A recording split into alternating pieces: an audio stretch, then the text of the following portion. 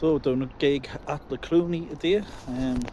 Hit up Usburn to go and see Frank Zappa tribute band Treacherous Cretins.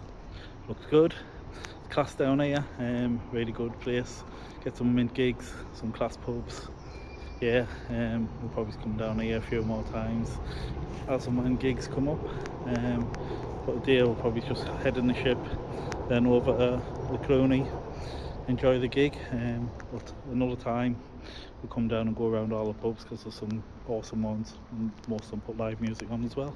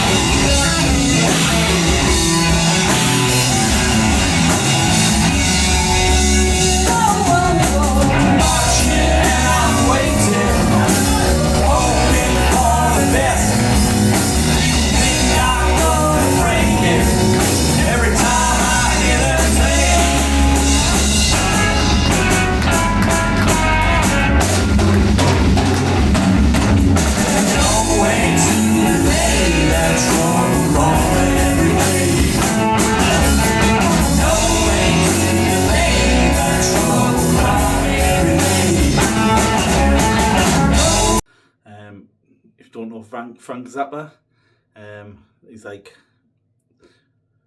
well, he played from like the 60s through the 90s when he died, but he was in a band called the Mothers of Invention, and he did do a lot of his own solo stuff as well, and it was like quite psychedelic out there music, but the music covers like pretty much all types of genres. They play a bit of everything. A lot of it's mad stuff, but a lot of it's, you know, like grounded in like traditional blues, rock and roll, folk. There's all sorts. It's a really, really great musician. I'm not like a huge, massive Zappa fan. I do like him. I've listened to a few of his albums. I used to have a couple back in the day on CD. I haven't got any in minutes since I switched over LP, but I will get some at some point. I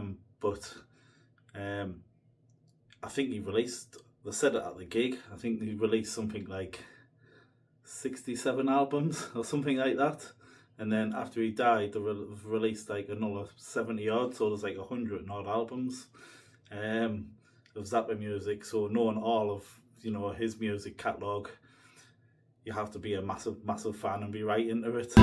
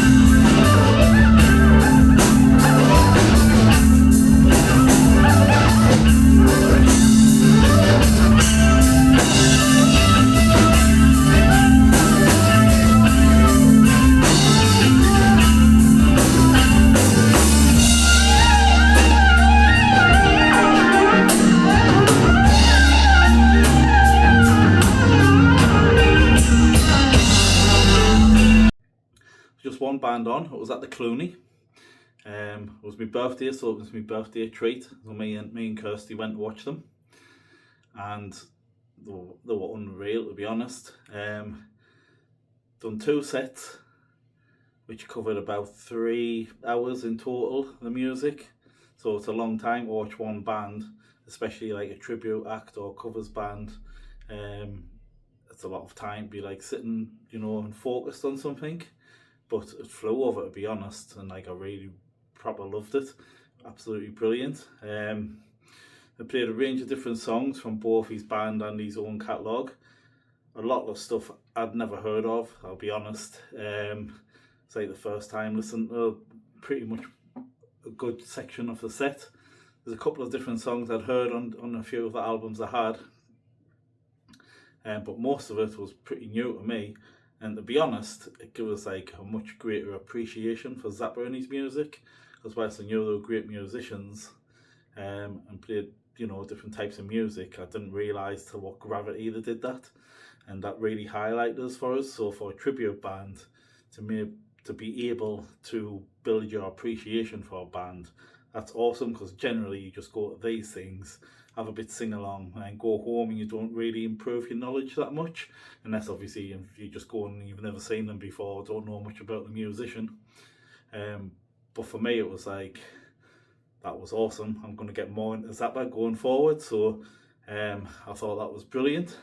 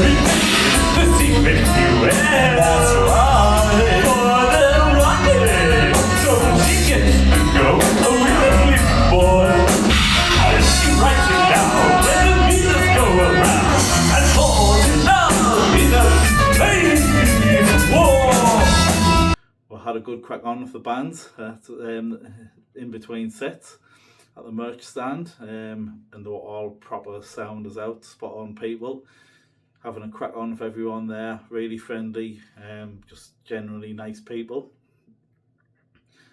As for the gig, the main thing I'll say is like, they are absolutely tremendous musicians.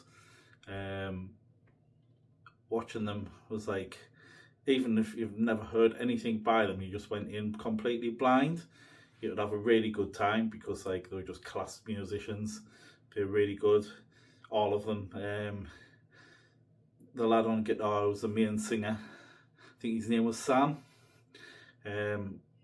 He had like really good personality for it.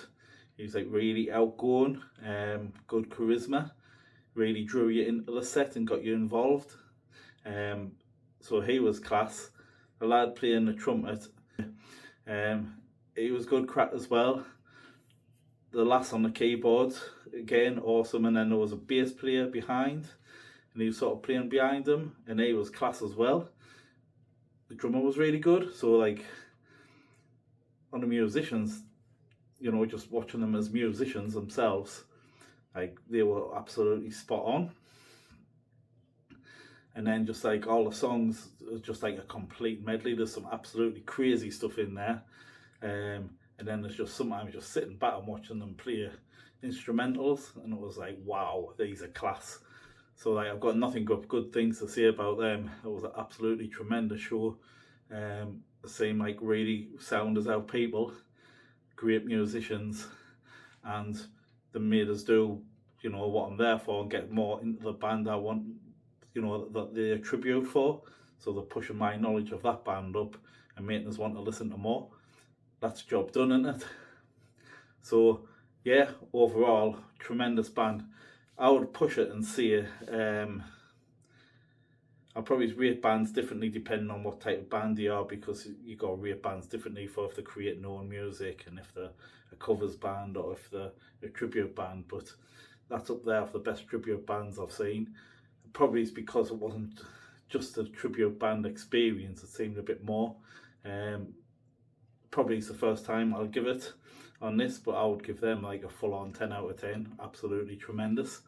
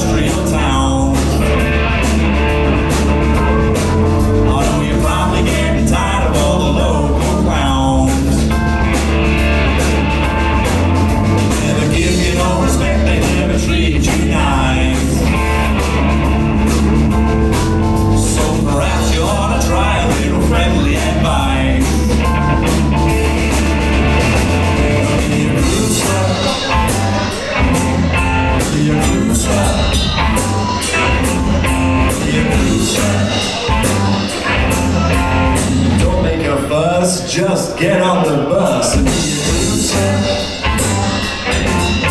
be a loser. So we'll get a bit of the crack that I was talking about earlier, about different types of bands and sort of what the ceilings are and what they're expected to get in things, because you get all types of different bands obviously, but the three ones we'll look at really is original bands just making their own music and trying to promote themselves to wherever they can get to off the back of creating original music. You've then got covers bands. Covers bands will play a range of different songs from different bands who are well known, unless they're like really into a sort of specific and marketing themselves at a specific audience. But you'll generally get them playing songs by lots of different bands that everyone knows and have a sing along to. Then you got tribute bands, which is like really specific to one band or a couple if it's got like the same member in and things, and they'll just like sort of mimic them in their own way and play a concert. So like you get them for loads of different bands like Pink Floyd, Australian Pink Floyd, they've got their own gimmick version of playing the Pink Floyd songs, and you get to go and see Pink Floyd. It's not the real thing, but it might be the next best thing you can get. And some of the tribute bands are awesome as well. I've seen tribute bands that are better than the actual band live anyway, and when I've seen them. So you get some great musicians in all three types. What I used to get though is when I used to promote gigs, they used to all whine about each other and about how much money that would make and what have you. But it really comes down to just different types of marketing and what the different ceilings are and that. So covers bands, basically pubs are bringing them in to play songs that people's going to know and have a sing along to and have a dance to and buy beers to, and it's an easy sell for them, and people want to go out night out and just enjoy themselves to loads of songs that they know. So they'll generally get paid depending on how good they are and what area they're in and things like that, like a certain amount of money. But generally the ceilings, like, that's it. There's not really much more you can move up. You get that odd one, of course, that'll, you know, go, if they find a gimmick that and push up past that, you do get them, but generally they're like sort of pubs and clubs and small venues and what have you like that, and that's sort of their limit. Whereas original bands often won't get paid when they first start anyway, and what they've got to do is build a fan base so that they can build the way up from, you know, club level to, you know, small venues, to the bigger venues, to arenas, to obviously go all the way to like top festivals and stadiums if you're that good or that popular anyway. But often they start at the bottom. You're not going to get paid because you're coming down and you're not going to bring any custom with you. Some of them do mind. You get some great local bands who've got massive fan bases, but a lot of them don't when they first start. It takes time and energy and, you know, a lot of hard work to build that up. So a lot of them don't get paid, or only get paid, you know, expenses or just little bits here and there. And then they're like, we're making our own music, we should get paid more than the covers bands. But it's nothing to do with how good you are or how talented or how creative. It's simply often about who brings in a crowd and what they're getting paid for. So whilst the original bands might not get paid initially, if you're good enough to build a crowd and you start moving up the ladder into, you know, bigger venues, you don't even have to be in massive ones. You can be in like sort of small venues and still make a decent amount of money, especially if you go touring and doing loads of these in a row. But your ceiling, if you're that good, and obviously you get the right look and the right marketing, and you know, get seen by the right people, you can go all the way up and make God knows how much more money than you would as a covers band. Your ceiling is just way, way, way higher. So you might start off on less money and having to do a lot more hard work to get to that point where you're making the same amount as a cover band, but you can go well past them. And sometimes that's why you get a bit of needle between these type of bands. It's daft really, but it does happen. In the middle of both of them, you've got tribute acts. Your tribute acts have probably got a higher ceiling than the cover bands and a lower ceiling than the original bands, because they're hitting a bit more of a niche. So they can market themselves as, you know, whatever, Pearl Jam or The Doors or Taylor Swift or whoever, and draw quite a big crowd because a lot of people want to go and see that. But to see the real thing, you've got to wait for them to come to an area that you can actually get to, and it's probably going to cost a fortune, whereas these you can go and see them for 10, 20 quid, whatever, depending on the size of them. So and draw quite big crowds. You get like tribute act festivals and all sorts, and they draw massive crowds. But they've still sort of hit the ceiling where they're not going to go as high as like the original bands at the top level anyway. And again, you get a bit less whinging from the tribute bands. I think they just know where they are, but the other two sort of go backwards and forwards a little bit sometimes. It's all fun at the end of the day. Everyone's playing music and drawing a crowd and, you know, living the dream. If you don't make it, you don't make it. It happens to the best of us. Just go out and have fun. Obviously it's great to make money, but don't make that the determining force of when you first start in a band. If you're good enough, the money will come. If you work hard enough, the money will come. And just know what your limitations are on the type of band that you're in. A lot of cover bands will be in original, you know, the members will be in original bands as well, and they'll mix it up so they're making a bit of money here while they're still building up the other band. Or they'll be in tribute acts, or all three. You get people who are in loads of bands. So, you know, just a little bit of a discussion there about the different types of bands and how they operate at a basic level.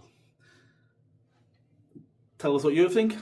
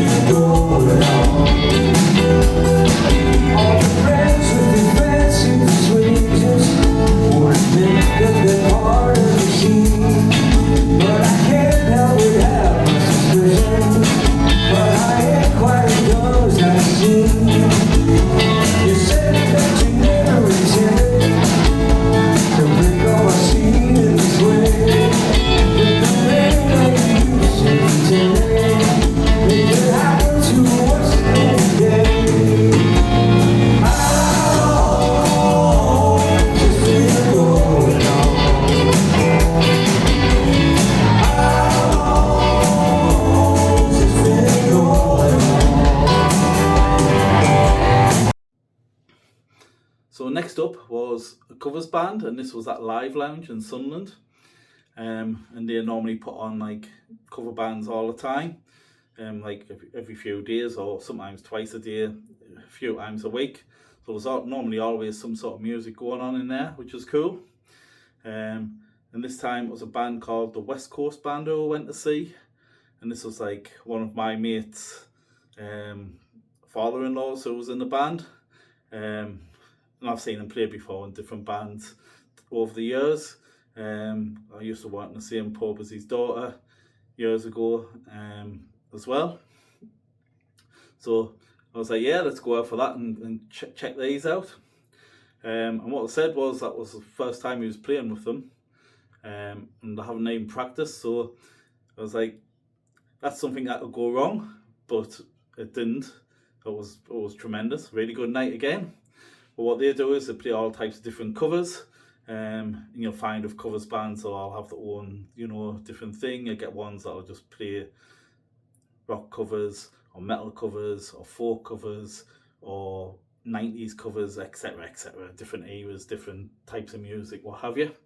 So they sort of specialise in different forms of like rock music, Americana music. So you got like Neil Young, the Eagles, Fleetwood Mac. They had stuff on like Toto. So a load of songs that Steely Dan. Pretty much every song was something you could sing along to and have a dance to. So that was class. And the beer was cheap in there, so I had a few beers and watched that and had a good sing along, and it was cool as out.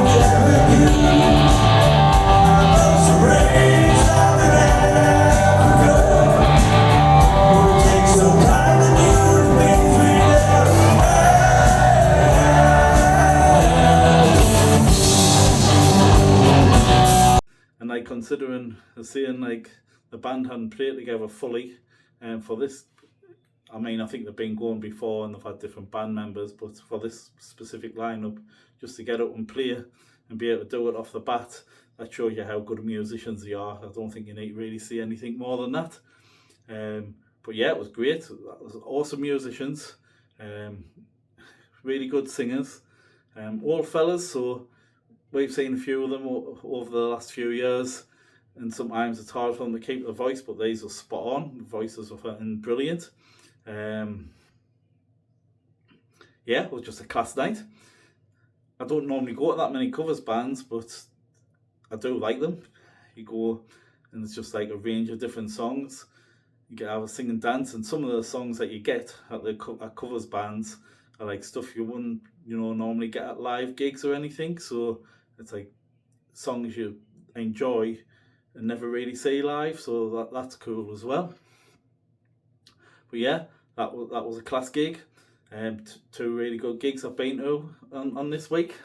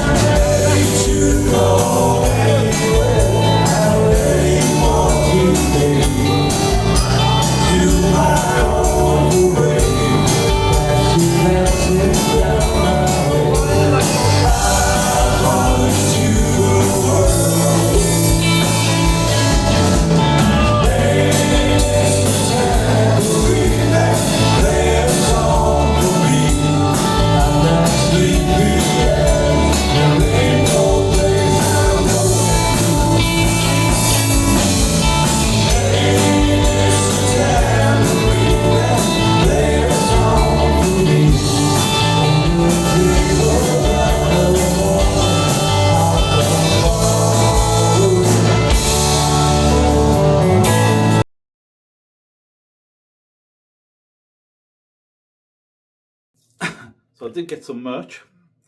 As you can see, I've got a nice Treacherous Cretins t-shirt here with Frank Zappa on there.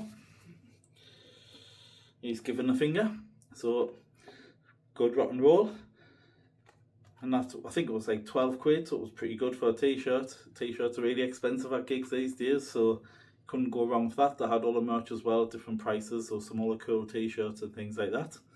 And then they had this, which is something I've never seen at a gig before. But basically, it was a tenner. You get the end of the gig, and it's like a little scratchy thing. Scratch that, and you can scan the code. Pop the code in. You can literally just download the set that you're watching. So the gig that I went to, I've now got on my computer, and I can listen to it whenever I want. And that's cool as out. If you want a unique experience and, you know, intimate, something, you know, you can really, what more could you ask for other than that? That was awesome, really easy to use. I'm a bit of a technophobe at times, but easy. You sorted it out straight on, so it was like 10 minutes. So that was class. That's an awesome piece of merchandise there, something different. I wouldn't mind seeing more of that, because there's gigs you go to and you're like, class, I would love to relive that. But there you go. Job's a good one.